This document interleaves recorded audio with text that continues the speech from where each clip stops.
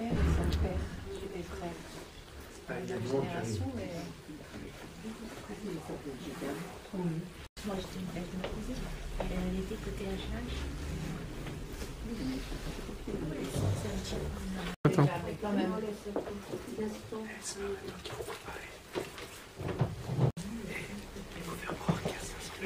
Faut pas préciser la taille de la salle.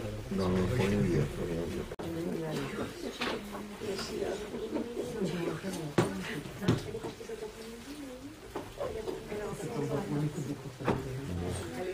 Bon, ben, je vais commencer. C'est dommage qu'il n'y ait pas plus de monde. Bon, ça sera vous d'en juger. Le stapler, des fois, pendant longtemps, fait chaud devant 3 personnes, le stapler. Mais je ne suis pas le stapler, finalement. Ah, je sais. Si tu veux, si tu veux. Si tu veux, si tu veux. Bon. C'est rare que je prenne l'initiative de ce genre d'initiative. Mais là, j'ai vraiment pensé que j'avais profité un petit peu de l'étude de la Megillah et qu'il me semblait que c'était dommage de ne pas en faire profiter les autres. Et pardon? Un peu plus fort. Un peu plus fort.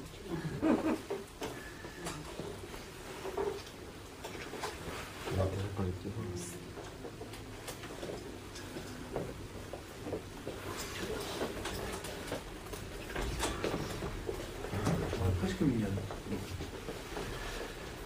Bon, je vais parler plus fort.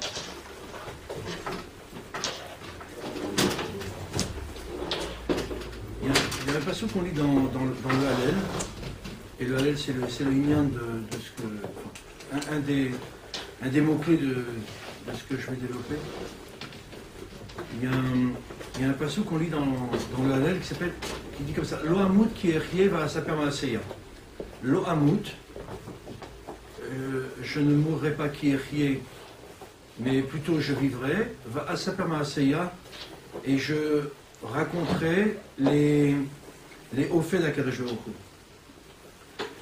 Un passage qui est une forme de clin d'œil.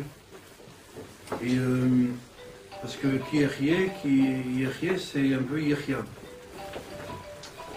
Alors, On entend la personne ne peut caméra. répondre au téléphone ici? Éteignez les portables, comme ça c'est mieux. C'est un passage, pour ceux qui veulent regarder, c'est dans Tehillim 118-17.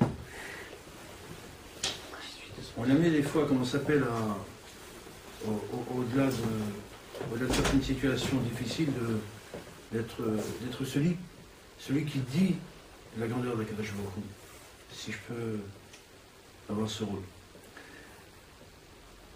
La Gemara dit dans Megillah 4a, Dalet Aleph, il y a le problème de pourquoi est-ce qu'on ne lit pas le Hallel à Purim. C'est une problématique classique connue. Pourquoi est-ce qu'on ne lit pas le Hallel à Purim? Alors la Gemara dit comme ça.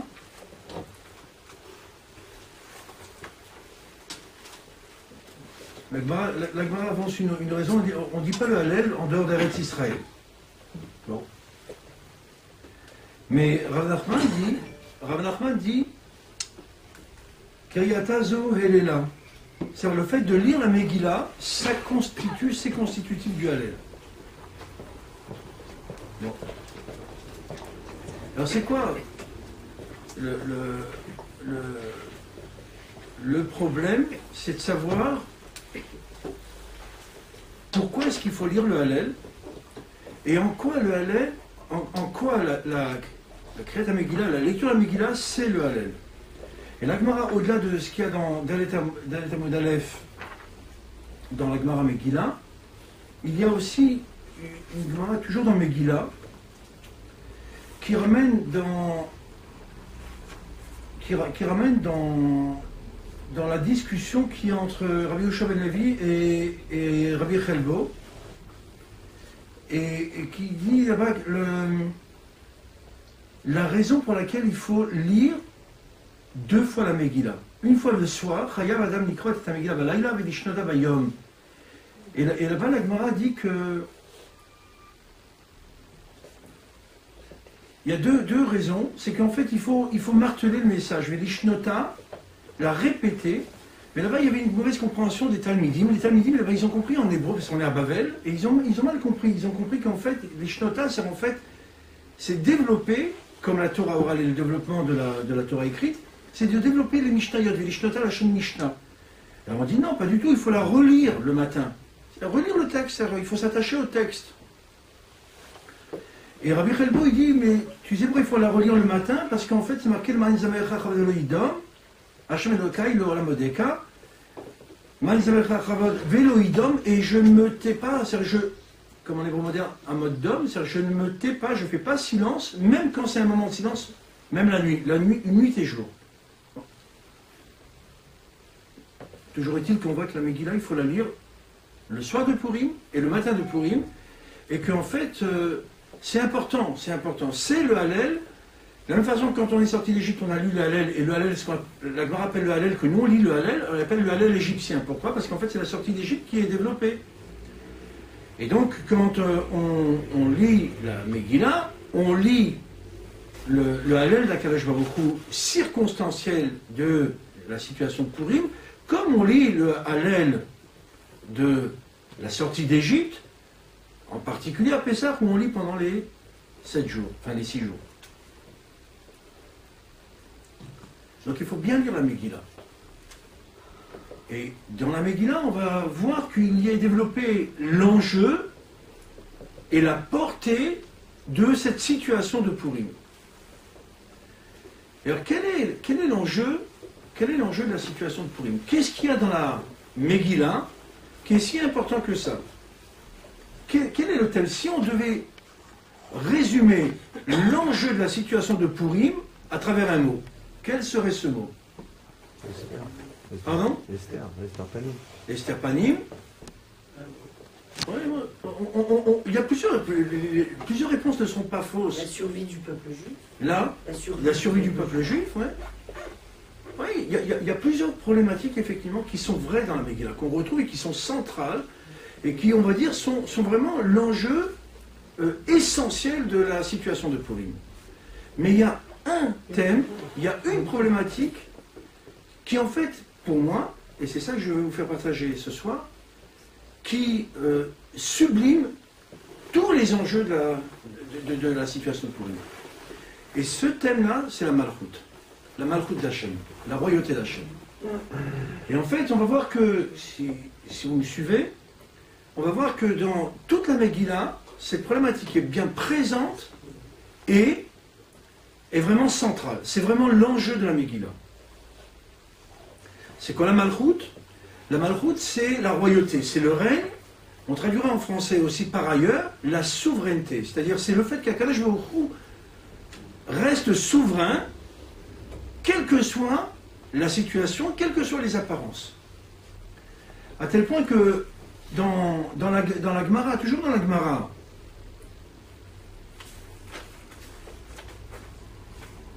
il y a une longue série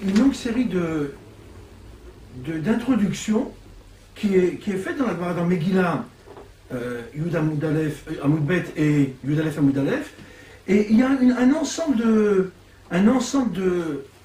de propositions de nos Amorim, de nos grands maîtres de l'époque de la Gemara, et qui rivalisent pour, à travers un pasouk, d'accord, par ailleurs, recentrer la problématique de la Megillah. C'est-à-dire qu'en fait, chacun de ces Amorim, quand il faisait shiur sur la Megillah, sur Purim, il l'intronisait à travers un pasouk qui relevait d'une problématique. Et parmi celles qui sont énoncées ici, qu'on avait étudiées ici au Beth Midrash, il y en a une qui rejaillit par rapport à ce que je suis en train de dire, c'est Rabba bar Ufran, c'est un nom inconnu, Rabba bar Ufran. Il introduisait Purim et la Megillah à travers un passage qui est dans Yirmia, et Yirmia c'est pas rien, Yirmia c'est la prophétie de l'époque de la destruction du premier temple par rapport au terme des 70 ans. Donc, c'est-à-dire, en fait, on est en plein dans le terme des 70 ans, on est en plein dans le terme de cette période qui trouve son éclatement à Purim. Et il dit comme ça, Yirmia, Vesamtichis iber elam, ve'avati misham meler vesarim, et je placerai mon trône, c'est Akadosh Baruch Hu qui parle dans la bouche de Yirmia, je placerai mon trône à Elam, avec un Aïn, ve'avati misham, et je ferai disparaître de là-bas,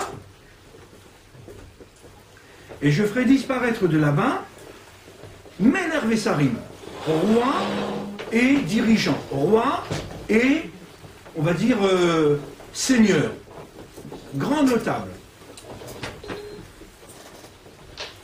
Et alors lui, Rabbi Bar Efron, il dit Meler zu Vashti. Meler, elle est symbolisée par Vashti. On aurait pu penser qu'il dise que ce soit Achashverosh, non? C'est Vashti. On va expliquer après pourquoi et comment. Vesarim, et je ferai disparaître là-bas les grands seigneurs.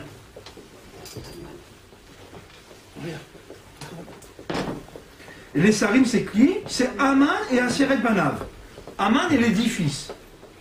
Pas l'édifice, la construction. L'édifice, d'accord? Bon. En quoi cette introduction, elle est pertinente par rapport à la Megillah? Elle est pertinente parce qu'en fait, on voit que l'enjeu de la Megillah, c'est la Malchut. Chris-i, mon trône, dit Akadosh Baruch Hu, je ferai disparaître j'installerai dans Elam mon trône. C'est où Elam? Vous connaissez Elam? Moi je ne connais pas. Enfin, je ne connaissais pas. C'est pas une des stations? Pardon? C'est pas une des stations d'Égypte? Dans le désert? Ça s'appelle Elam? Etam, peut-être. Etam, pas Elam. C'est peut-être une station de métro, Elam, mais je.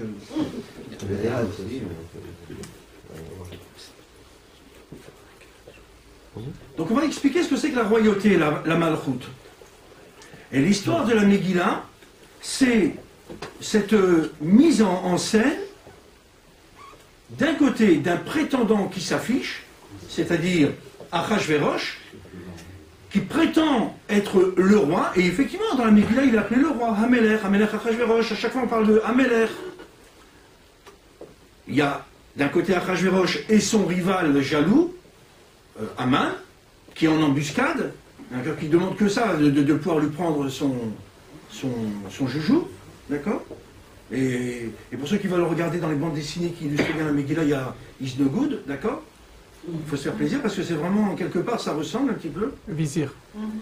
Et puis, donc, il y a, dans cette malchoute là qui va être mise au clair, il y a Achashverosh et Aman, et il y a les Avdil Akadosh Baruch Hu, le véritable détenteur de la malchoute, mais qui n'apparaît pas.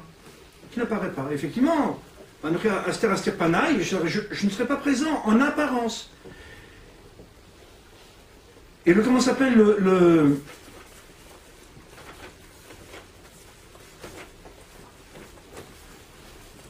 la notion de Elam, Elam, c'est un endroit qui en fait se trouve géographiquement la région de Shushan. Shushan est dans la région de Elam. Et ce qu'il faut comprendre dans ce passage, c'est qu'Akadosh Baruch Hu annonce, donc par la bouche de Yirmia, 70 ans avant l'histoire de Achashverosh, je réaliserai, je mettrai, de façon claire, comme si je pose sur la table, je mettrai aux yeux de tous la réalité perceptible de ma royauté, de ma souveraineté, d'accord, en ayant dégagé ceux qui symbolisent à ce moment-là le pouvoir royal, Vashti, on va expliquer, et Aman et ses 10 fils qui sont en fait le gouvernement.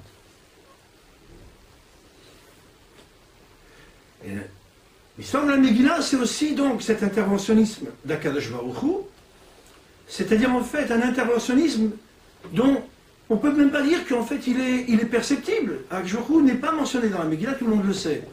Akadosh Baruch Hu n'intervient pas en visible, il est en mode caché. Aster Aster Panaï. Et quelque part, c'est à l'opposé de l'Égypte. Akadosh Baruch Hu avait envoyé Moshe en disant « J'arrive ». Dis à Pharaon « J'arrive ». Et Akadosh Baruch Hu s'est montré massivement, de façon évidente à tous, à travers les makotes, à travers les prodiges. Mais là, dans la Megillah, Akadosh Baruch Hu dit « J'arrive », d'accord, à travers Yirmia, et il n'apparaît pas. Il n'apparaît pas. Et on a l'impression que l'histoire de la Megillah, c'est Achashverosh qui maîtrise tout, Aman en embuscade, et que la royauté, la souveraineté, elle est le fait des hommes.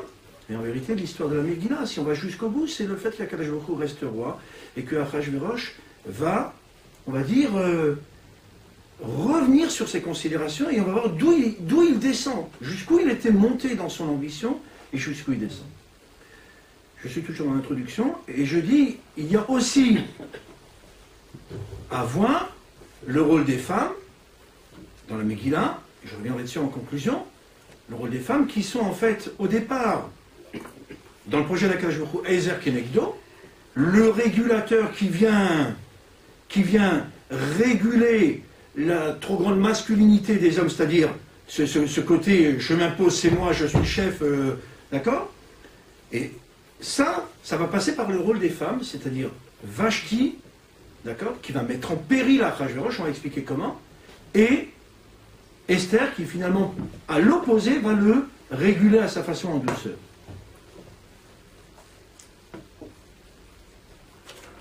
J'ai oublié de dire que j'aurais voulu qu'on dédie cette étude pour la Refoua Shlema de Messaouda Bat Simcha, la maman de Claude Amzarek, bien sûr de ma femme Elisabeth Myriam, de toutes les personnes que vous avez en tête, si vous voulez exprimer leur nom maintenant en ce moment-là, et puis aussi pour l'Eiloi Nishmat Mazal Tov Vatsurika.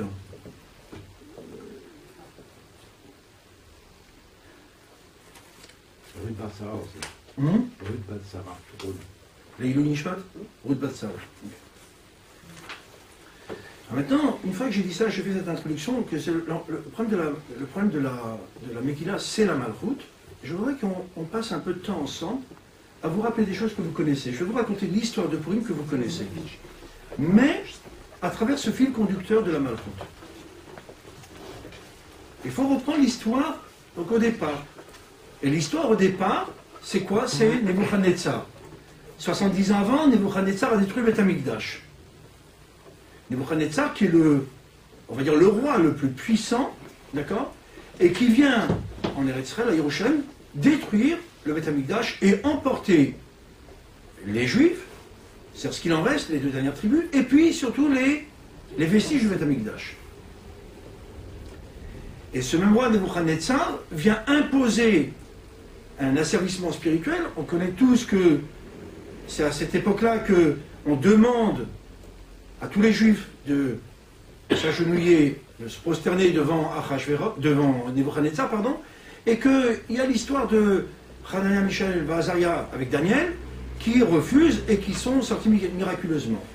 Et donc, quelque part, il y a le peuple juif, massivement, qui apparemment n'emmène pas large, et n'oppose pas trop de résistance, et puis quelques individus, des Yechidim, comme on dit, qui sont là pour relever le flambeau.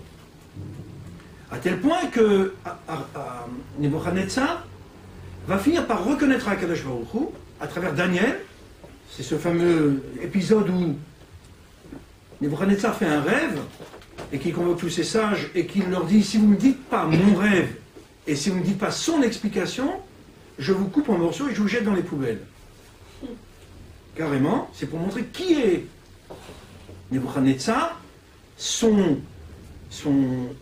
sa façon à lui d'être despote, son despotisme, et tous les sages de l'époque sont coincés et ils vont donc être coupés en morceaux.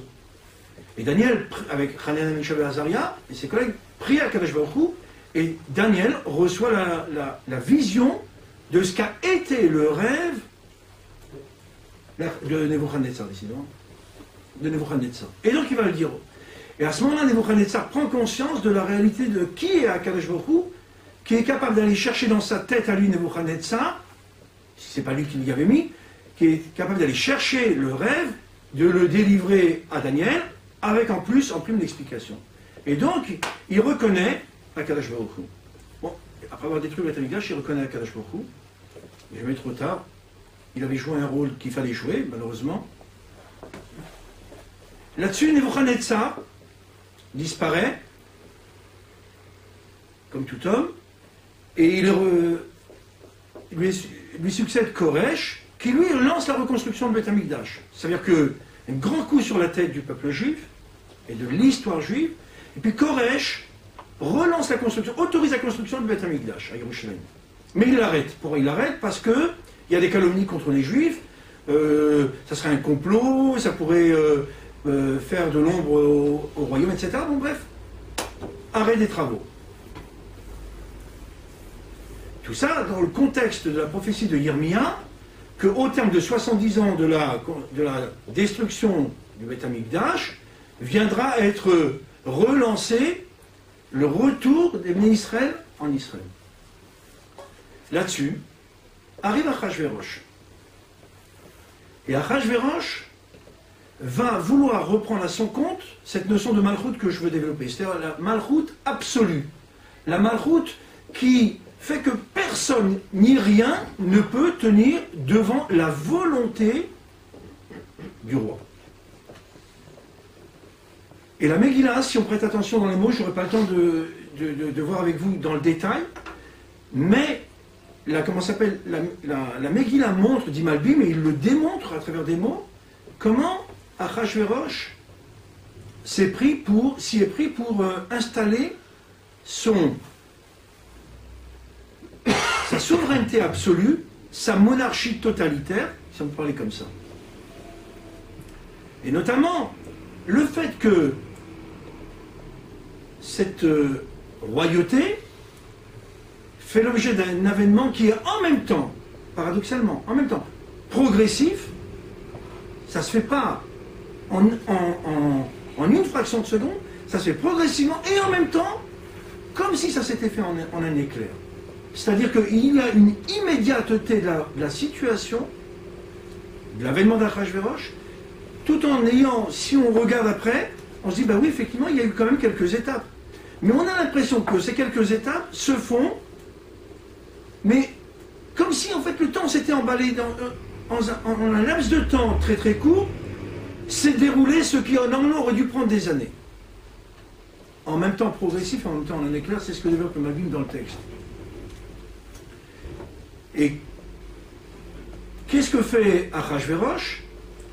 Il ambitionne, un peu comme Pharaon, c'est-à-dire d'être le roi qui est Dieu, le roi Dieu.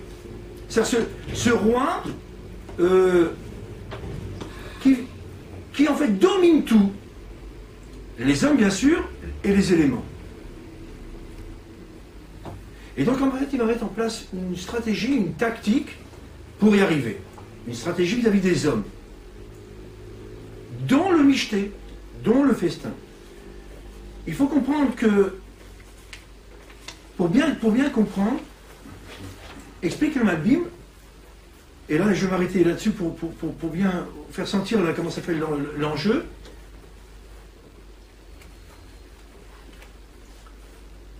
Malbim fait une longue introduction au début de la Megillah, il dit comme ça. Il dit, vous savez, il nous fait un genre de cours constitutionnel, de droit constitutionnel. Et il nous dit, Malbim, comme ça, il y a deux types, si on schématise, il y a deux types de monarchie. Il y a ce qu'on appelle la royauté ou la monarchie Mugbelet, limitée, et il y a la monarchie Bilti Mugbelet, illimitée, sans limite, comme les forfaits. Alors, il explique. C'est quoi Mugbelet? C'est qu'en fait, elle est limitée, c'est qu'il y a des pouvoirs et des prérogatives qu'a le roi, mais qui sont limités. C'est-à-dire qu'en fait, on est dans une monarchie constitutionnelle, il y a une constitution, il y a des instances, il y a des institutions, et le roi s'inscrit dans ce cadre-là. Il s'inscrit dans le cadre légal de la Constitution et s'engage à respecter. Et les lois et les us et coutumes du pays. Et en fait, lui, le roi, donc s'inscrit bien dans ce cadre, et accepte de fait qu'il ne soit pas dans un pouvoir absolu. À l'opposé de ça, Bilti Mugbelet, ça veut illimité, une monarchie illimitée, enfin, oui, un pouvoir illimité, c'est quoi? C'est qu'en fait, sa souveraineté, il décide de tout, de tout. Il n'y a pas de cadre de loi qui résiste au roi. Alors il explique les 5 différences. La première différence, c'est quel est le rôle du roi, la fonction du roi. Le roi, c'est dans une monarchie on va dire, à pouvoir limité du roi, c'est que le roi est premier serviteur de la nation.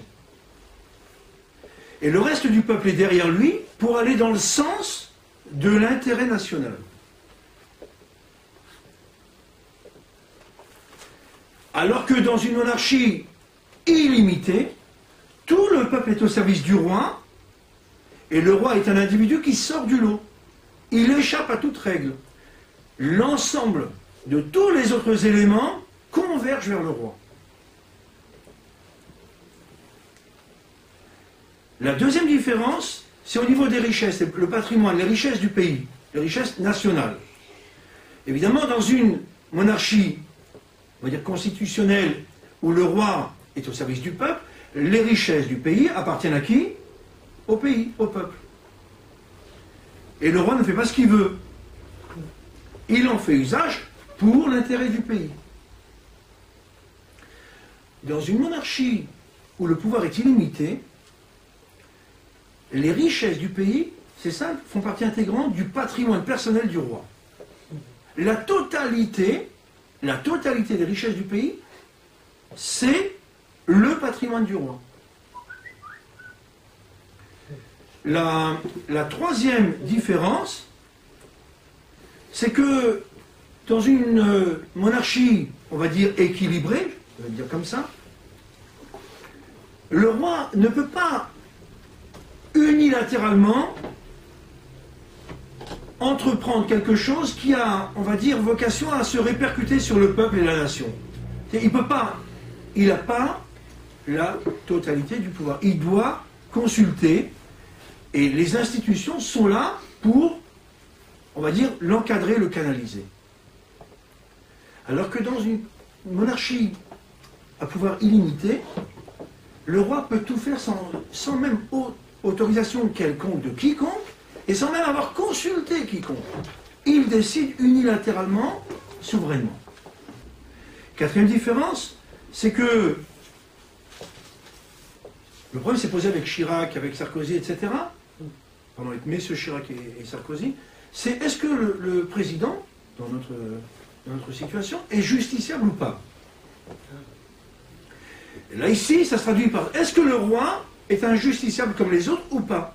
Est-ce qu'il doit répondre devant le peuple avec la loi comme repère ou pas? Oui, si on est dans une monarchie à pouvoir limité, mot de bellette. Non, si le roi fait, au sens propre et au sens figuré, la loi. Cinquième et dernière différence.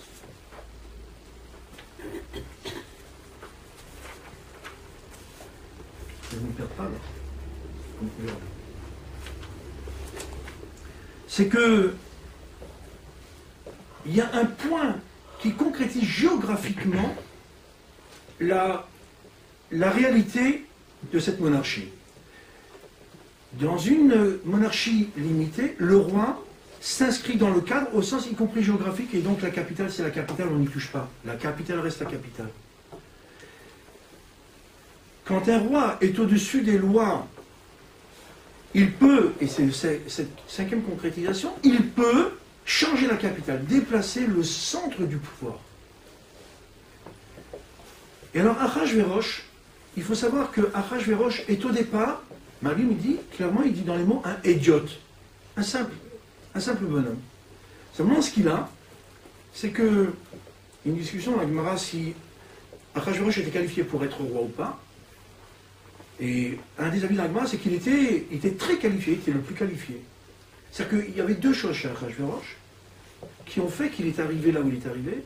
C'est premièrement ses compétences en tant qu'homme, son savoir-faire, et deuxièmement, sa richesse. D'où vient sa richesse, ça je ne sais pas. Mais toujours est-il qu'il était extrêmement riche. Et donc... Et ça lui a servi? Pardon? Cette richesse lui a servi? Et justement, elle lui sert. Elle lui sert, il devient roi. C'est qu'en fait, il crée un carnet d'adresses, un relationnel. Il achète les gens, les biens et les personnes. Et donc, en fait, il met tout le monde dans sa poche par son argent. On a déjà vu ça. On a déjà vu ça dans nos sociétés modernes. Il y a des gens qui sont devenus présidents Parce qu'ils avaient de l'argent. Achashverosh a tellement d'argent, il est tellement riche, qu'en fait, il est capable de tout acheter, y compris la royauté sur une nation. Et partant de là, partant de cette base-là, il va constituer un empire qu'on connaît à travers 127 provinces. Achashverosh, c'est un roi qui acquiert sa couronne. Au départ, il acquiert et il va jouer sur deux tableaux. Ma Bible explique clairement que quand on va dans la Megillah, c'est marqué Hamalka Vashti ou Vashti Hamalka, c'est pas neutre. Achashverosh présente, notamment dans le festin, il présente Vashti comme Vashti Hamalka. Il convoque, il fait faire venir Vashti Hamalka. Vashti, qui est la reine, elle est devenue reine grâce à lui. C'est du révisionnisme. Il refait l'histoire alors qu'en fait Vashti est reine avant que lui ne soit roi. Elle est reine parce qu'en fait elle est dans l'hérédité, elle est la fille d'un roi. Elle est la petite fille de Nebuchadnezzar. Et donc Vashti est en fait Hamalka Vashti. Et pour ceux qui voudront regarder après, on aura l'occasion de regarder dans le Malbim, dans le texte. Mais on voit dans la Megillah qu'on joue justement dans cette situation. Vashti défend sa situation en disant « Je suis Hamalka Vashti » et lui, il la présente comme Vashti Hamalka. Et donc en fait, Achashverosh va faire usage de trois choses. Deux choses essentielles.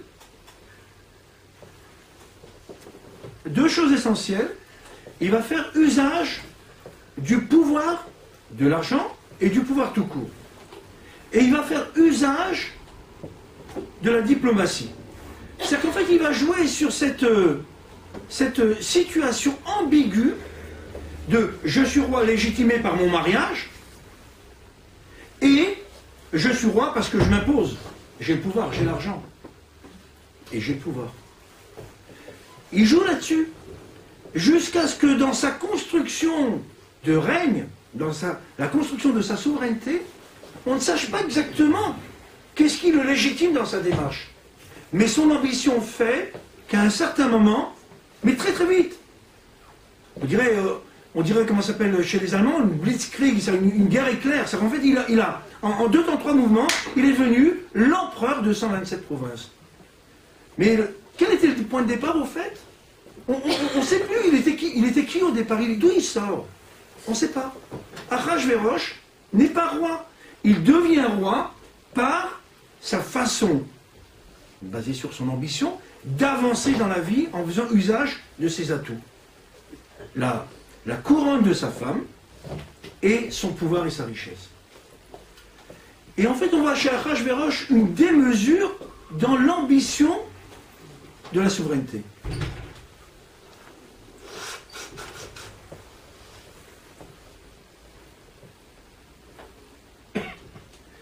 Et quand on voit que arrive le michté, le festin, quand Achashverosh est capable de faire un festin de 180 jours, 6 mois pleins, à l'attention de tous les cadres, on dirait que si c'était en URSS, à l'attention de tous les apparatchiks, tous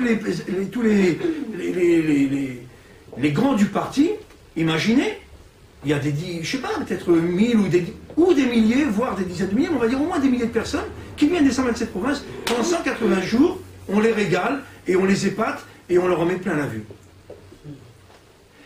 Et explique le Gaon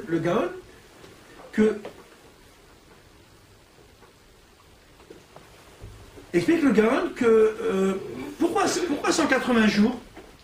Parce qu'en fait, Achashverosh a mis la main sur 1080 trésors qui appartenaient à Nebuchadnezzar. Nebuchadnezzar, dans ses conquêtes, avait rassemblé des trésors, un peu comme Yosef avait fait pour Pharaon, d'accord? Il avait constitué des réserves colossales de richesse. Imaginez 1080 Foknox. Ça veut dire, il n'y a pas que des lingots d'or. La Foknox, c'est que des lingots d'or. Mais essayez d'imaginer toutes les couronnes, comment ça s'appelle, les rivières de diamants, les bijoux des princesses et des reines, etc., qui ont été rassemblés dans 1080 endroits. Eh bien, faites le compte, à raison de 6 trésors présentés chaque jour, comme si je disais 6 musées, on va faire aujourd'hui le tour de 6 musées.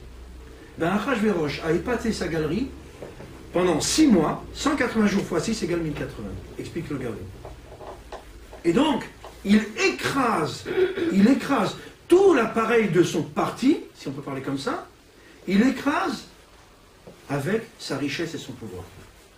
C'est une façon de tuer toute rébellion et toute opposition à la base, à la source.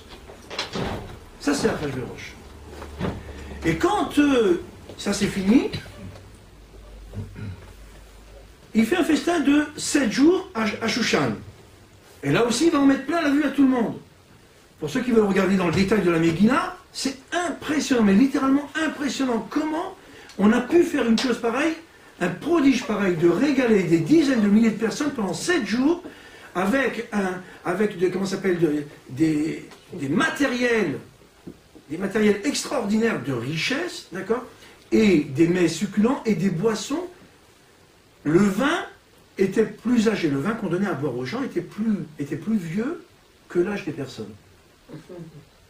C'est phénoménal.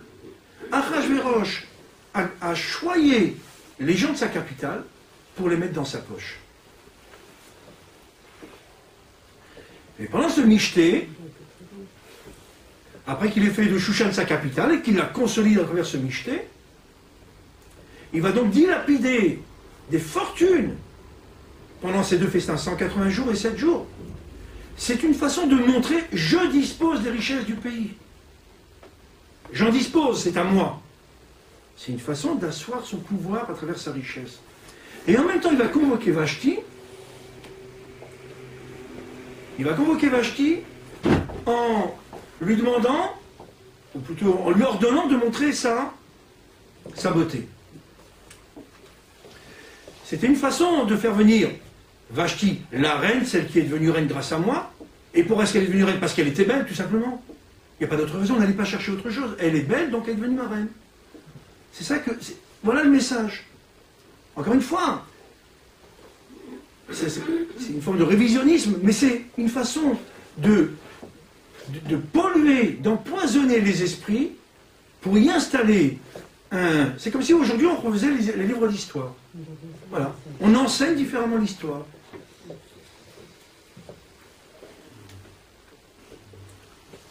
Et donc il a joué pendant très longtemps, enfin très longtemps, mais c'est très très très court. Il a joué sur cette monarchie qui en même temps, bon, mais qui est encadrée, hein, c'est une monarchie rassurante, et puis en même temps une monarchie qui émerge comme étant une souveraineté absolue. Ça c'est Achashverosh. Donc Achashverosh, et c'est là où je vais en venir,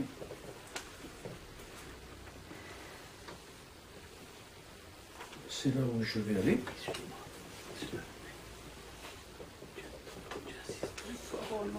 On n'entend pas, Benjamin. Il peut pas parler.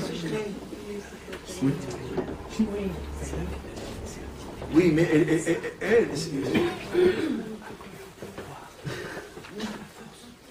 Achashverosh, il a pris le pouvoir par la force. Non, elle a besoin de Mais Elle écoute-le. prenait de ça. Oui, mais elle est la petite fille. Donc, quelque part, elle est la détentrice de la légitimité de la couronne.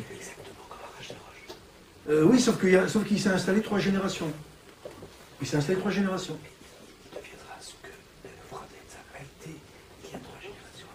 Je comprends ce que tu veux dire. Benjamin met en cause cette légitimité par la couronne. Mais c'est vrai qu'elle est récente. Elle a que 3 générations.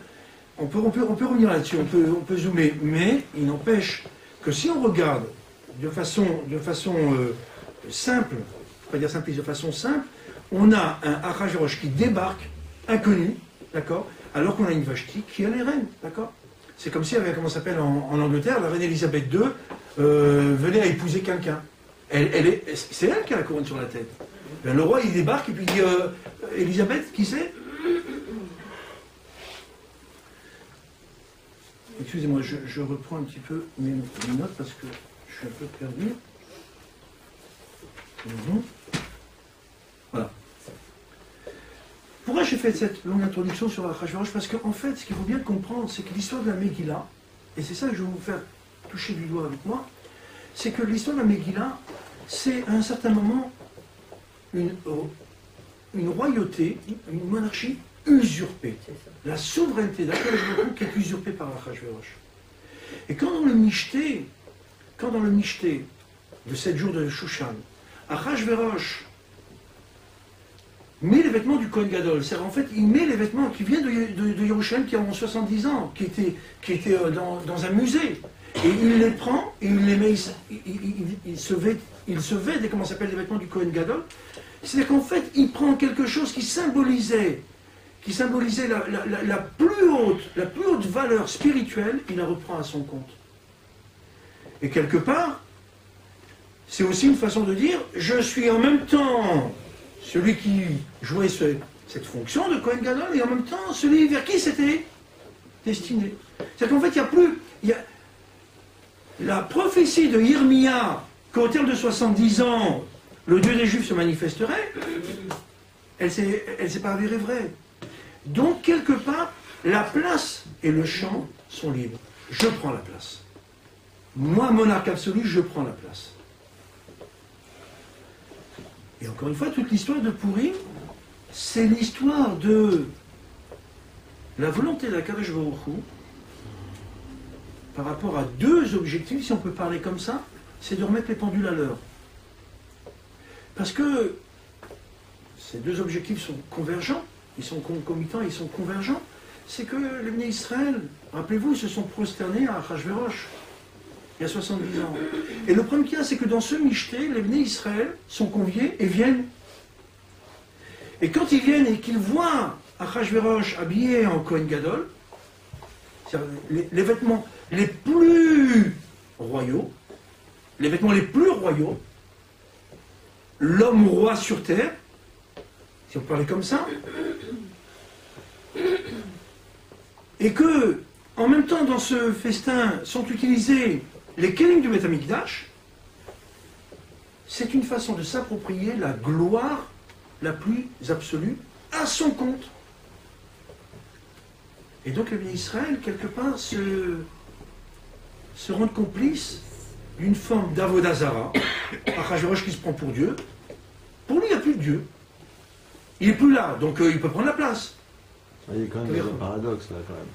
Oui. Il est quand même dans un énorme paradoxe. Parce que, en prenant les vêtements, il reconnaît la grandeur. Et en même temps, il se retrouve dans un... Mais ce Dieu-là a laissé la place. Ce Dieu-là a laissé la place. C'est un paradoxe aberrant. En fait. Ouais. C'est-à-dire qu'à l'échelle humaine, la place de Dieu est vacante. Je la prends. C'est ce que dit Achashverosh. Je m'arroge les prérogatives de Dieu sur terre. C'est ça que ça veut dire. Il n'est pas là, quoi. Pardon ? Il n'est pas là, quoi. Il n'est pas là. C'est comme le Dieu qui aurait créé le monde comme une horloge et qui la laisse maintenant fonctionner tout seul. Et bien, comme il y a un horloger, il a trafic. Mais Achashverosh dit quand même le Dieu des Juifs. Il se prend pour le Dieu des Juifs. Alors, c'est pas qu'il se prend pour le Dieu des Juifs. Il se prend pour le pouvoir universel. Donc, quelque part, il veut prendre la place de Dieu. Et les Juifs rentrent par leur passivité, rentrent dans ce jeu. Qui ne dit mot consent, d'accord? Donc, quelque part, il y a une reconnaissance, il y a un consentement de la part du peuple juif à aller dans le sens d'Achashverosh. Mais vous allez me dire, c'est pas grave, c'est un fou, il se prend pour un fou, il se prend pour Dieu, ça n'engage que lui. Mais les Juifs n'ont pas le droit de rentrer dans ce jeu-là. Ça fait partie des Aseret Adibot, les fondamentaux, les 2 premières paroles qui nous interdisent de rentrer dans ce jeu-là. Et quand bien, l'ota aseder chafeset, l'otisharabelaim velota ovdem, c'est marqué, l'otisharabelaim velota ovdem, tu ne feras pas d'objets qui représentent des puissances, et tu ne te prosterneras pas à eux, même si c'est quelqu'un d'autre qui les a fait. Ne rentre pas dans son jeu. C'est exactement l'enjeu de la situation ici. Et donc le festin d'Achashverosh est quelque part, et c'est ça la gravité, une récidive coupable de l'épisode où les Juifs se sont prosternés à Nebuchadnezzar. Quelque part, il y a une forme d'Avodah Zara moins flagrante, moins, on va dire, active. Ils ne se sont pas prosternés, mais ils rentrent dans le jeu d'Achashverosh.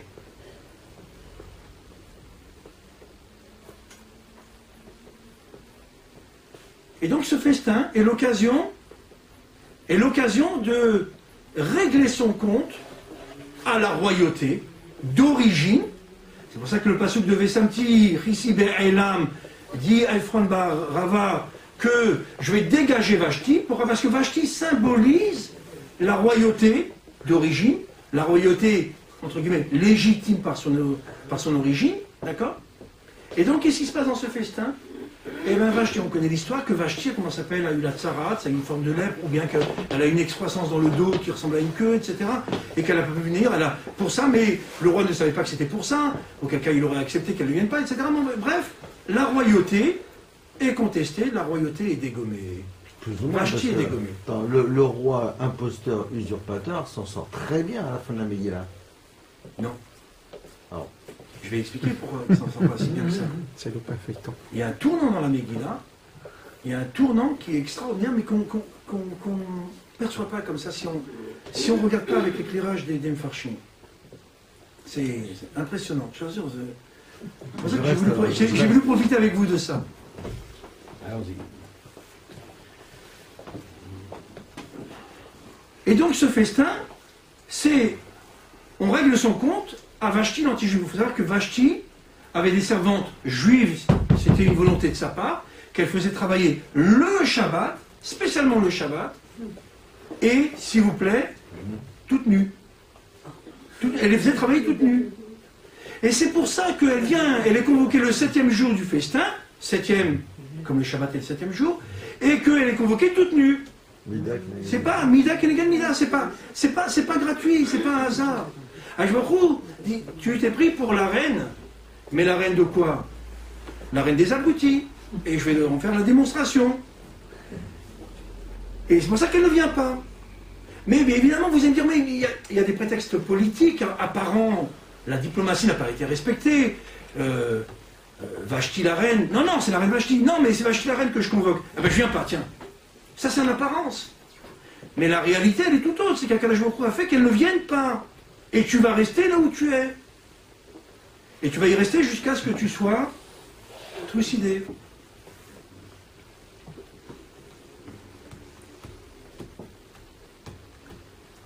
Et donc finalement,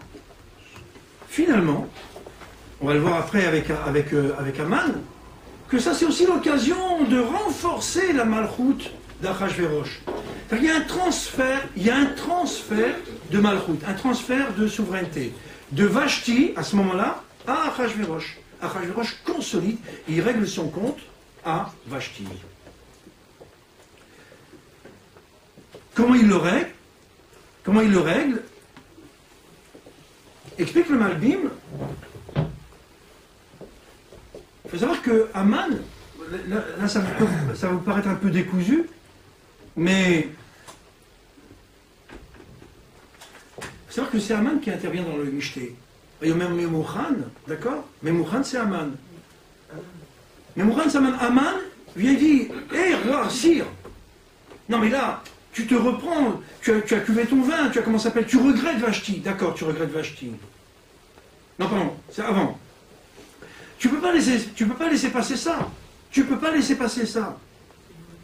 Ici, là, il y a un enjeu. J'ai bien décodé ton jeu de la monarchie illimitée. Tu l'as dit à personne, et tu es en train d'avancer, mais moi j'ai décrypté ton jeu, dit Aman.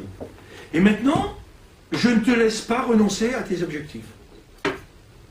Aman va être le marchepied ultime pour que Achashverosh puisse installer sa souveraineté. Illimitée. Comment? En disant, et si, encore une fois, faites-moi confiance, mais vous regardez dans le Malbim, il le démontre dans le texte à travers des indications claires du texte. Mais il faut les prendre en considération. Et si on le fait, on en a pour des heures et des heures. Mais faites-moi confiance, après je vous le démontre dans le texte. Enfin, le Malbim le démontre dans le texte. Et donc il dit à Achashverosh, il dit, Non, non, non. Tu sais ce que tu vas faire? Tu vas profiter de cette situation et tu vas la dégommer. Et déjà, tu vas dire que Vashti, l'Otavo Vashti, c'est marqué dans le texte. Aman dit à Achashverosh que Vashti ne puisse plus venir. Mais je comprends, elle est déjà pas venue. Elle est déjà pas venue. L'Otavo Vashti, Vashti ne viendra pas. Explique ma Bible, Vashti ne viendra plus. Volonté du roi. C'est-à-dire que maintenant, ce faux pas de Vashti se transforme en une marque d'autorité du roi Achashverosh que Vashti ne pourra plus venir. Et donc à travers ce genre de détails, on voit que ici Aman prend la situation en main et dicte au roi quelle est la dernière ligne droite pour arriver à sa souveraineté illimitée.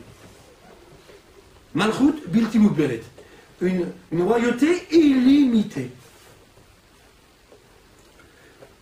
Alors, évidemment, ça c'était pendant que le roi avait encore des vapeurs de vin. Mais quand il se réveille, il réalise qu'il a perdu celle qu'il aime, parce que Achashverosh est finalement quand même un être humain, c'est un homme. Il avait celle qu'il aimait, la plus belle femme du monde, et c'est pour ça qu'il l'aimait, d'accord? Et il l'a perdu. Il a perdu son jeu. Donc là-dessus, le même Aman, d'accord, dit ben comment ça s'appelle, on va organiser un concours de beauté.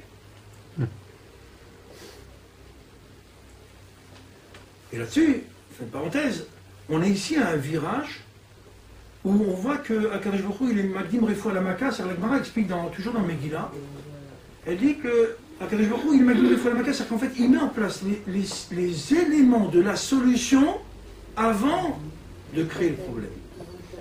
Et Esther est un élément de la solution, et Mordechai est aussi un élément, on va en parler, un élément de la solution. Donc Esther, la Megillah nous explique ses origines et ses qualités.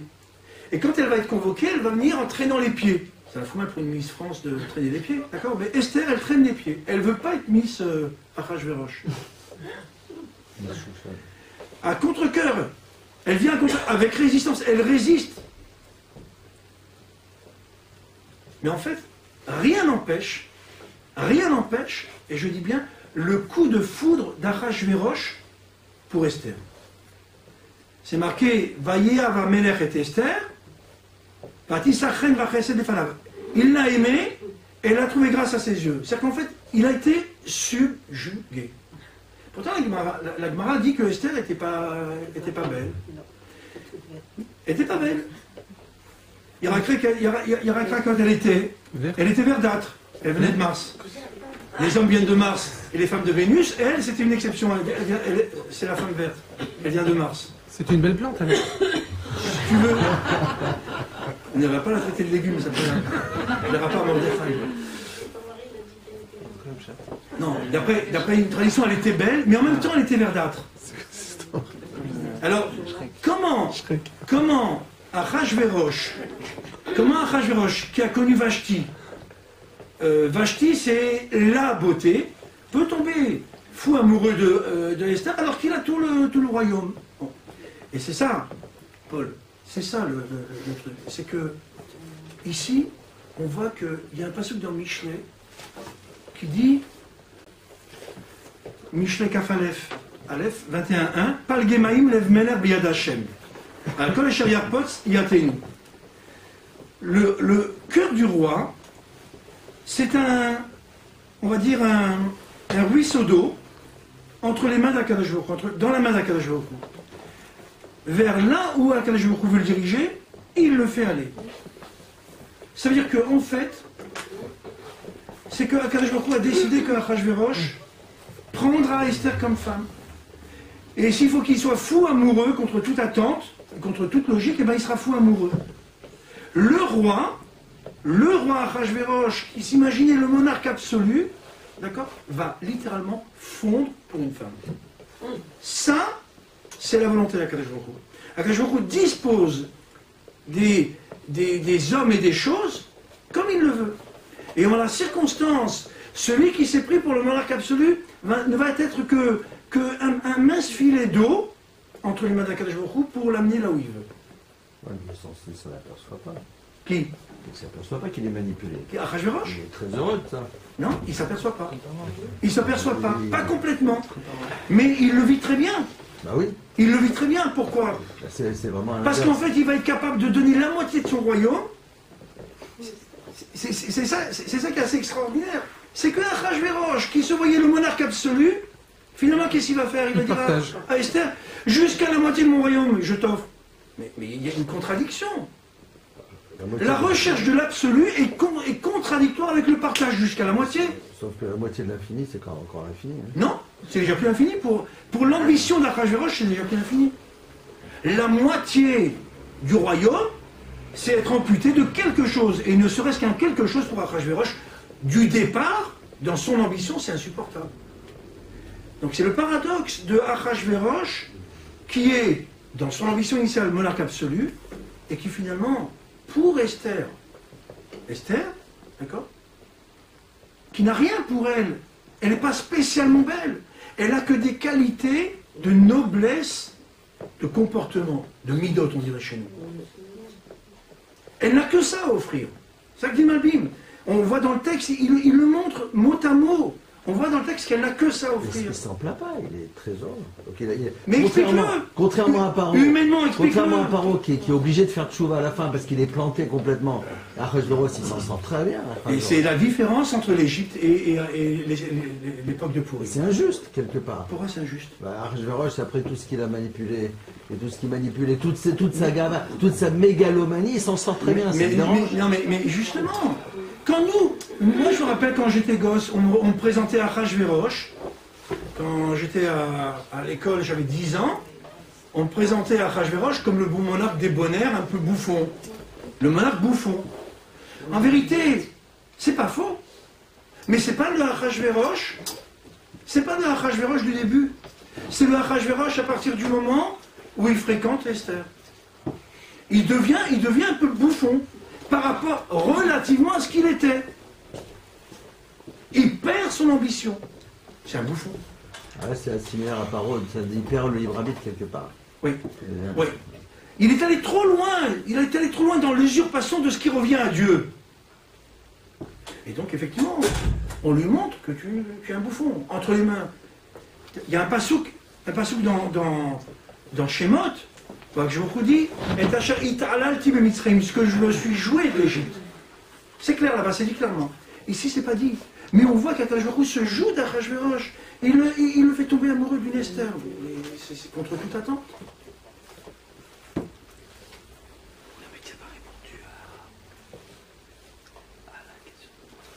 Vous pouvez répéter la question? Non, mais c'est... Oui, il s'en sort bien. Il s'en sort bien. Mais... Alors, Achashverosh est sanctionné de fait en perdant son ambition, tout simplement. Mais il s'en rend pas compte.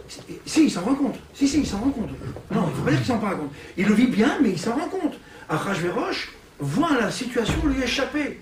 Il a frayé avec c'est la suite du développement. Il a frayé avec Haman, dont le Malbim, contrairement à ce que dit l'Agmara, le Malbim dit, mais en fait c'est Haman qui a roulé Achashverosh. Il n'y a pas d'entente. On peut voir Achashverosh comme l'ennemi des Juifs, comme celui qui n'aime pas les Juifs. Mais en l'occurrence ici, Haman a roulé le roi Achashverosh. Il ne lui a pas dit le nom du peuple en question. Il avait toute la confiance du roi. Et il a dit, non mais fais ce que tu as à faire, Haman, fais ce que tu as à faire. Ce peuple, je ne veux pas savoir qui c'est, je te fais confiance. Et Haman, hop, banco.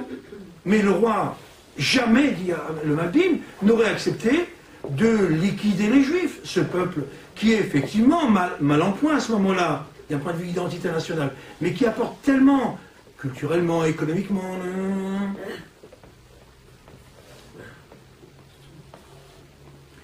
Et donc, le despote, Achashverosh, fond pour une femme.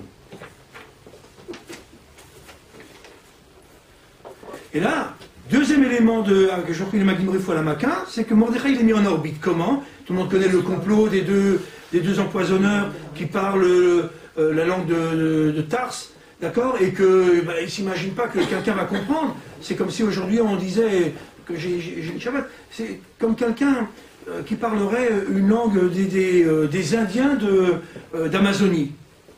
À Nice, est-ce qu'il y a quelqu'un qui comprend la langue des Indiens d'Amazonie? Non. Si je vais sur la place Masséna et que je parle cette langue, je suis sûr que personne ne me comprend. Et donc, c'est ce qui s'est passé. Mordechai, qui fait partie du Sanhédrin, comprend toutes les langues. Et donc, il entend. Il fait celui qui comprend rien, mais il comprend. Et donc, il va donner tous les détails du complot, le quoi, le qui, le comment, le où, à quel moment, etc. Et effectivement, il va être, entre guillemets, mis sur orbite.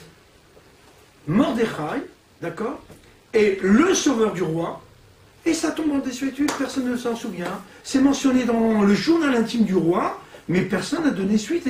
Et Mordechai, en bon citoyen juif, qui est loyal envers son pays et son roi, même si son roi a complètement déliré au festin et dans son ambition, et bien comment ça s'appelle, il reste loyal, parce que c'est la volonté d'Akadosh Baruch Hu qu'Achashverosh soit Achashverosh à la tête du pays. Et c'est Esther qui nous le rapporte. Hein. Mais en même temps, pardon, c'est Esther qui le dit au roi au nom de Mordechai.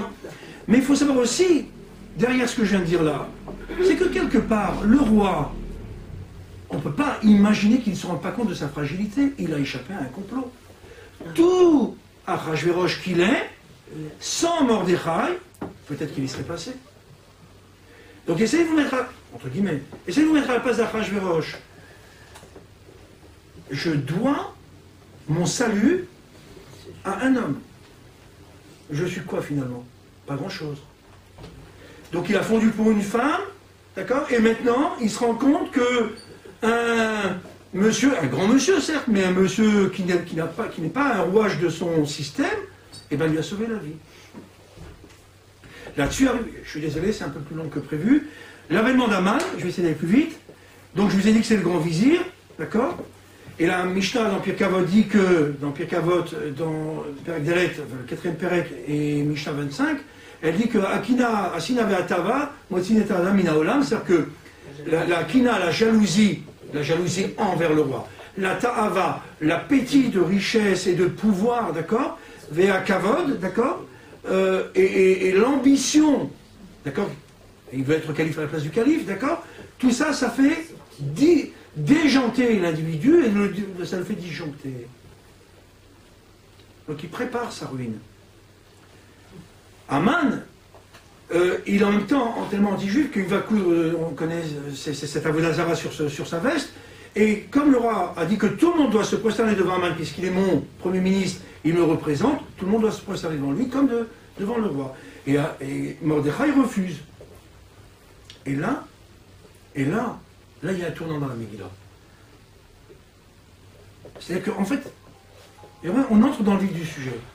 On entre vraiment dans le vif du sujet. C'est au sens où on a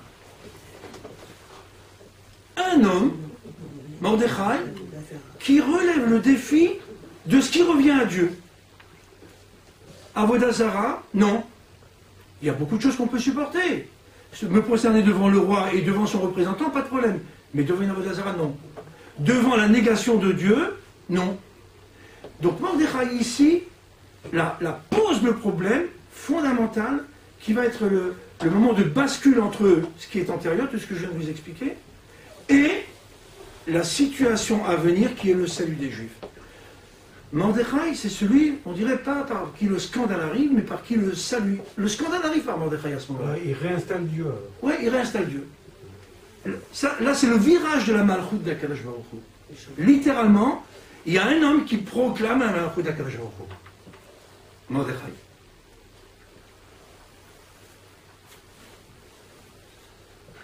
Et donc, il entre dans, s'il le faut, jusqu'au boutiste, Mordechai, dans une confrontation massive et frontale avec Aman, avec Amalek. Amalek, c'est la négation de Dieu. Ou plutôt la négation, pas de Dieu, mais la négation des prérogatives et du pouvoir de Dieu. Eh bien, Israël, lui, doit au contraire affirmer le pouvoir et les prérogatives d'Akadosh Baruch Hu. Et donc, on est dans cette confrontation-là, à ce moment-là. On est vraiment dans cette confrontation. Et donc Mordechai joue le rôle de catalyseur. Là-dessus sortent les décrets d'extermination. Aman dit, je ne vais pas m'occuper de Mordechai seul, il faut que je règle leur compte à tous les juifs. Donc il sort son système de décret avec le roi. C'est là où il embarque le roi dans une triste affaire. Le roi, d'après Mabim, ne se rend même pas compte qu'il est en train de parler des juifs. Et maintenant, on en est là. C'est la tristesse absolue. Tout le monde a rameuté par le refus de Mordechai. Tout le monde est dans l'inquiétude. Mordechai sait ce qui s'est passé, et donc il dit à tout le monde, il en va de notre vie. Et alors là, Esther joue son rôle. C'est que, d'abord, elle va avoir peur. Mordechai va lui dire, mais attends, tu es pas reine pour rien. Et donc, attends, je suis reine, mais je suis reine de rien du tout. Si je me présente, si je ne suis pas convoqué, je peux y passer. Et alors, de la peur initiale, en passant par la réticence à faire quoi que ce soit, Esther va finalement prendre l'initiative. Quelle initiative? Alors, écoutez, j'avais expliqué ça l'année dernière, et je pense que c'est carré de le redire, même si je dis très très très rapidement et qu'il faudrait le développer. C'est que Esther, en fait, a développé une acuité dans la perception de la situation qui est vraiment formidable. Nous, les hommes, on devrait être jaloux de ça, mais bon, c'est l'histoire. Qu'est-ce qu'elle a fait, Esther? Esther, elle a échafaudé un genre de plan qui visait en même temps à détruire Amalek et en même temps à relever Israël. Comment?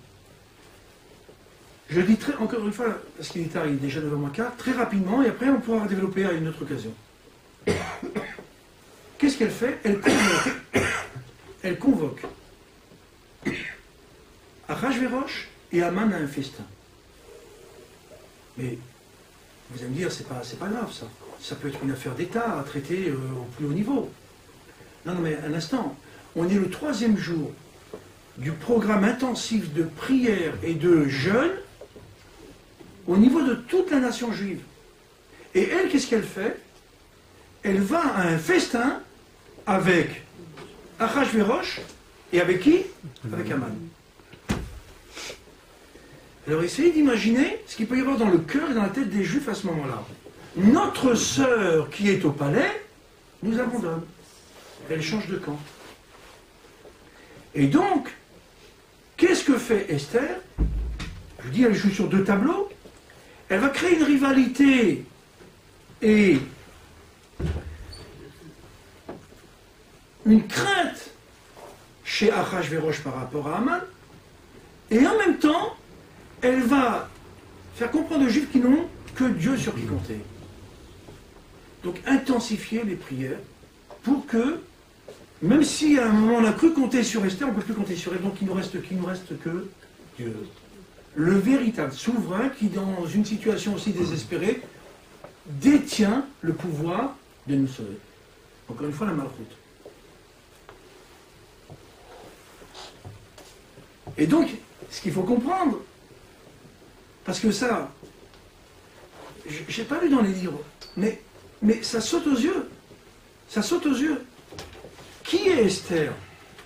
Esther, nous disent nos Mefarshim, c'est la descendante de Shaoul. Vous vous rappelez Shaoul, le roi Shaoul, le premier roi juif? Celui qui devait dégommer Amalek avec Agag, et qui s'est loupé, et qui a laissé Agag s'échapper. Et de Agag est descendu qui? Amalek. Au sens Aman. Et donc, finalement, on se retrouve 10 générations après, avec d'un côté la descendante de Shaoul, Esther, et le descendant d'Agag, Aman. Et en fait, rendez-vous de l'histoire, Esther va vouloir régler son compte et donc rattraper, si on peut parler comme ça, entre guillemets, faire le tikkun, d'accord, pour Shaoul, de régler son compte à Amalek. Évidemment, ça ne sera pas toi Amalek qui y passera. Mais il y aura un grand pas en avant.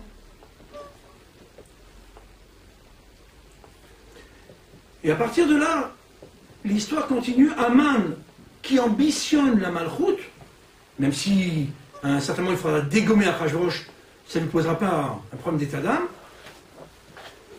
lui, il se conduit, ou il est conduit à sa perte. Donc c'est en fait, lui, il s'envole. Quand il est invité au Michté d'Esther, il s'envole. Il plane. Ah. Et puis en même temps, il enrage. Parce qu'il y a Mordechai qui lui tient tête, qui ne se prosterne pas. Et donc il en fait part à ses proches. Et donc, en affaire de famille, qu'est-ce qu'on fait? On crée la potence. Une véritable affaire de famille. Tout le monde s'est mis pour concevoir la potence. 25 mètres de hauteur, et tu vas mettre Aman, tu vas mettre Mordechai à tel endroit pour qu'il soit le mieux vu possible, etc. Et parallèlement, la nuit, vous allez partir, Madame Lévy? Oh non, vous avez écouté Kira Braunstein? Moi, je comprends, c'est sûr. On ne peut pas rivaliser. Non, je plaisante, allez-y, c'est vrai. Et donc, la nuit agitée du roi Achashverosh. Mais pourquoi est-ce qu'il n'arrive pas à dormir cette nuit-là spécialement? Il n'a jamais eu de problème de sommeil, Achashverosh. Pourquoi cette nuit-là? Et alors, le Targum Yonatan, il explique, cette nuit, personne ne dort, hein. C'est la nouba partout. Alors c'est la nouba partout. Chez Aman, chez Achashverosh, chez les Juifs qui ne dorment pas, qui n'arrêtent pas d'implorer Dieu. D'accord. Tout le monde est réveillé.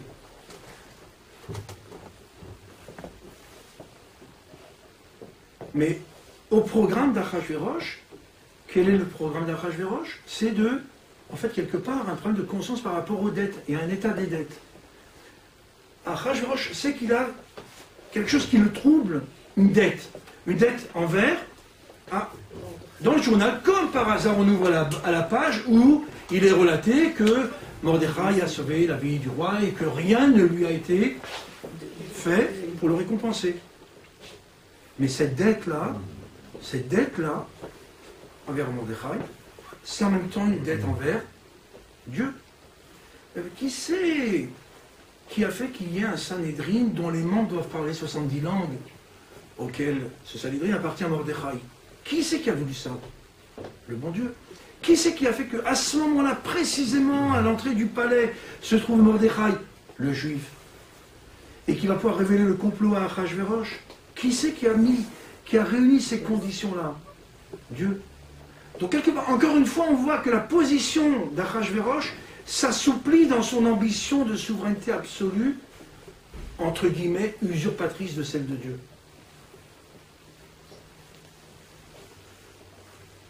Et finalement, le matin à l'aube, Aman arrive chez le roi, tout le monde connaît l'épisode, le roi qui ne lui donne pas le temps de parler, alors que lui vient demander à pendre Mordechai sur la potence. Et qu'est-ce qu'on peut faire, dit le roi à Aman? Eh, viens, Aman, viens, tu tombes bien. Qu'est-ce qu'on peut faire à celui que le roi veut honorer? On est appâté. Aman, il est appâté vers quelque chose qui le grandirait encore plus que ce qu'il est, parce qu'il pense que ça peut s'agir que de lui. Mais qu'est-ce qu'on peut faire à quelqu'un pour qu'il soit plus que le grand vizir? Eh bien, être le calife. Mais il n'ose pas trop, sincèrement, quand il voit les sourcils du roi se froncer, il n'ose pas trop, d'accord? Mais il était parti pour. Bon, bref, finalement, Aman va se retrouver ayant une seconde avant ambitionné la couronne, il va se retrouver ridiculisé à promener le cheval du roi sur lequel il est à Mordechai, son ennemi, d'accord, et à recevoir le pot de chambre de sa propre fille sur la tête. C'est comme ça que nos Chachamim nous racontent. Et c'est pour ça que la fille d'Aman s'est suicidée quand elle a réalisé que c'était pas Aman qui était sur le cheval et Mordechai qui tirait le cheval, mais le contraire. On arrive à la fin de la Megillah. Et donc on voit que ça va très vite, là, au deuxième Michté d'Esther. On fait le procès éclair d'Aman, d'accord? C'est pas Aman qui éclaire, rassurez-vous, il est très sombre. C'est le procès éclair d'Aman, d'accord? Et qui aggrave son cas, la pendaison, d'accord? Là-dessus partent les contre-décrets. Si vous voyez comment explique le Malbim les contre-décrets, comment c'est vraiment réglé comme du papier à musique, c'est beau comme la Megillah peut être lue, d'accord, dans le détail, en zoomant et en voyant les détails de la providence. Et puis finalement, il y a, dans toutes les 127 provinces, il y a ce qu'on appelle règlement de compte à hockey Goral, d'accord? Il fallait la sortir, celle-là, d'accord? Et on va liquider les anti-juifs. Et là-dessus arrive la phrase que nous chantons tous, la Yudi Maïta Ora Vesimcha Vesasan Vikar. Ora, c'est la lumière, celle qui vient d'Akadosh Baruch Hu. Ah oui, ben on a tout mis en lumière, donc on comprend mieux. Akadosh Baruch Hu a tiré les ficelles sans être présent. Alors c'est lui le roi. Alors finalement, qu'est-ce qu'on fait? Pas du tout comme les villages gaulois avec Astérix, hein, mais on fait quand même un festin. Un festin en l'honneur de qui? D'Akadosh Baruch Hu. Et donc en fait, on entérine la malchoute d'Akadosh Baruch Hu. Ce michté-là, d'accord, qui est fait à cette époque là-bas, c'est le michté qui vient, on va dire, contrebalancer le mauvais michté, d'accord, mais cette fois-ci en l'honneur d'Akadosh Baruch Hu. Et donc la Megillah nous raconte qu'on a institutionnalisé, je ne sais pas si le mot, enfin, si on doit, il existe, mais est-ce qu'on peut dire qu'on a institutionnalisé Purim? En tout cas, Purim est devenu une institution. Avec la fête en tant que fête, et les mitzvot, dont la lecture. Et Mordechai, ainsi que son combat, ça veut dire le refus de la Avodah Zara, ultimement le refus de la Avodah Zara, donc là, Malchut d'Hachem, d'accord? Son combat, Mordechai et son combat sont reconnus. C'est ce qui est marqué dans la Megillah en toutes lettres. Et finalement, tout le monde voit Akadosh Baruch Hu dans ce qu'il a réalisé. Pourtant, il n'était pas là. Il n'était pas là. Alors si ça, c'est pas le Hallel, on revient au point de départ. Si l'histoire qu'on vient de voir maintenant, de façon un petit peu, on va dire, abracadabrantesque, d'accord? Comme dirait Chirac, mais elle est historiquement vraie, sauf qu'elle paraît abracadabrantesque. Si ça, c'est pas, là, comment ça s'appelle, dire la louange d'Akadosh Baruch Hu, alors qu'est-ce qu'il y a dans la Megillah?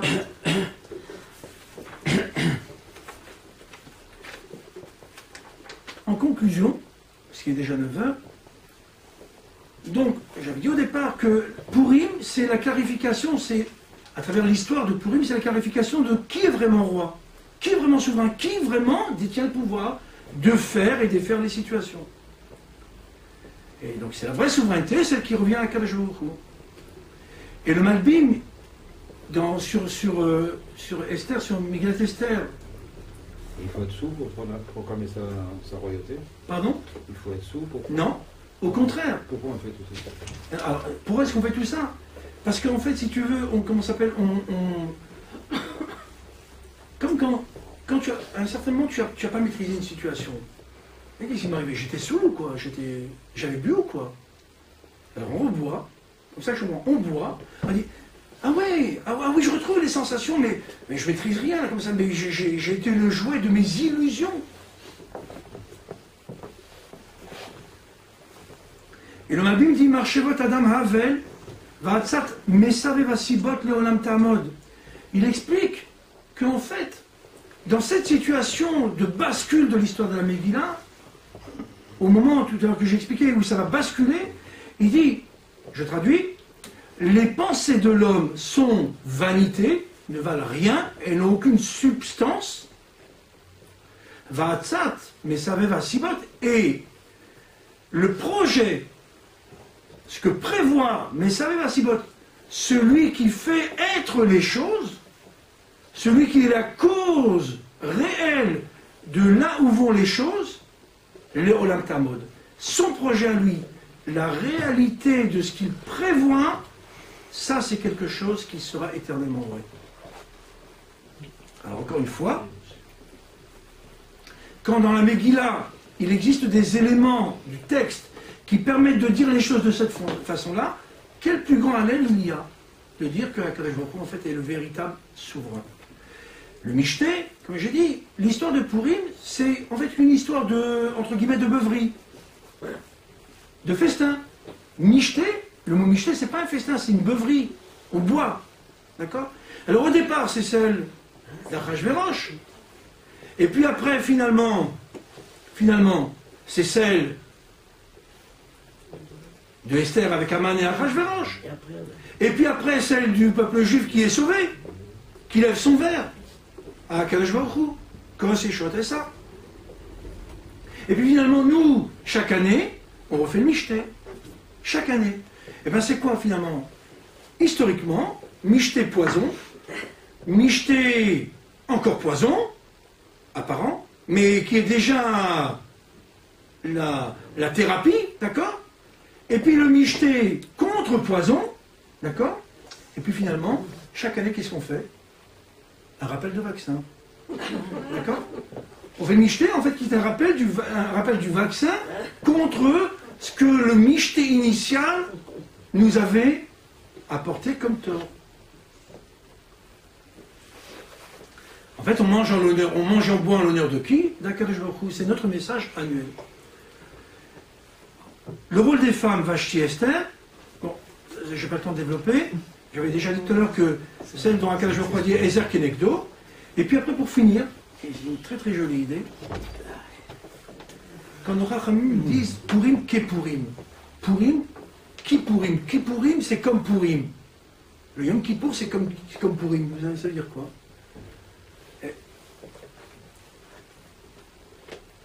À Kippour, qu'est-ce qu'on fait? On mange, et après on jeûne. À Purim, Vena Aforou, qu'est-ce qu'on fait? On jeûne, et après on mange.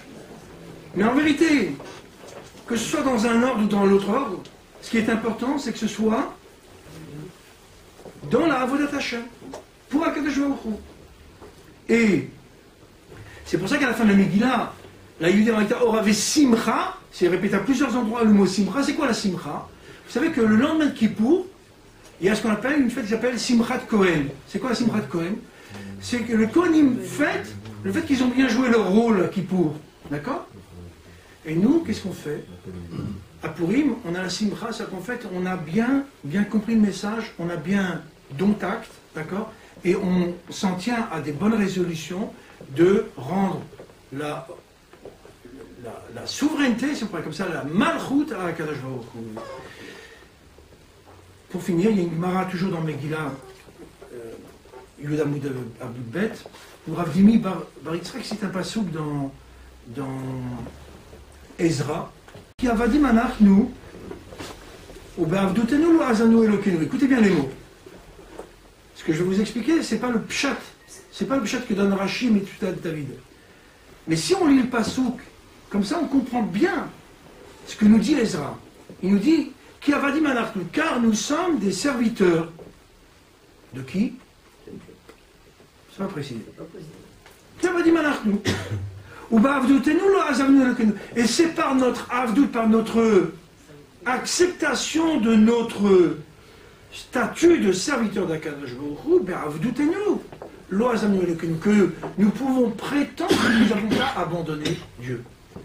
C'est-à-dire qu'en fait, la souveraineté d'Akadosh Baruch Hu passe par une véritable avoda, qui s'appelle avdout, d'accord? Une avoda, qui doit se traduire concrètement. C'est pas simplement une volonté, une intention, c'est que c'est un réel service permanent qui en passe par les mitzvot, on va dire routinières, d'accord, qui marquent le temps, comme expliqué tous les matins, ou il y a des mitzvot qui sont circonstancielles, que je fais quand elles se présentent. Un bon Purim.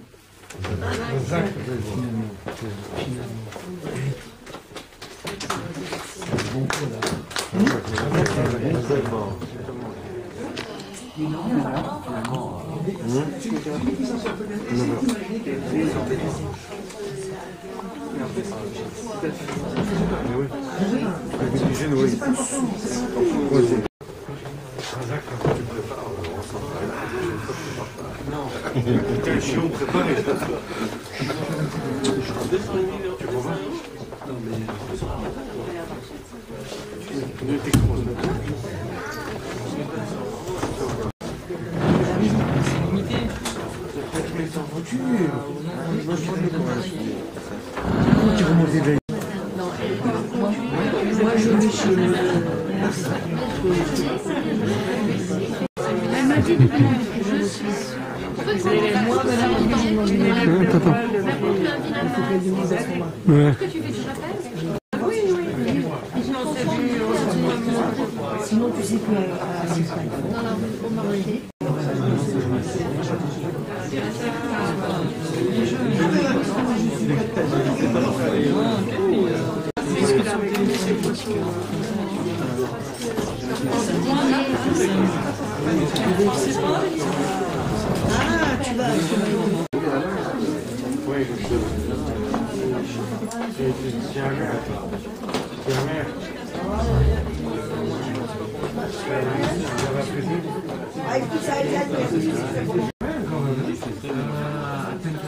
Mais non, j'ai oublié raison.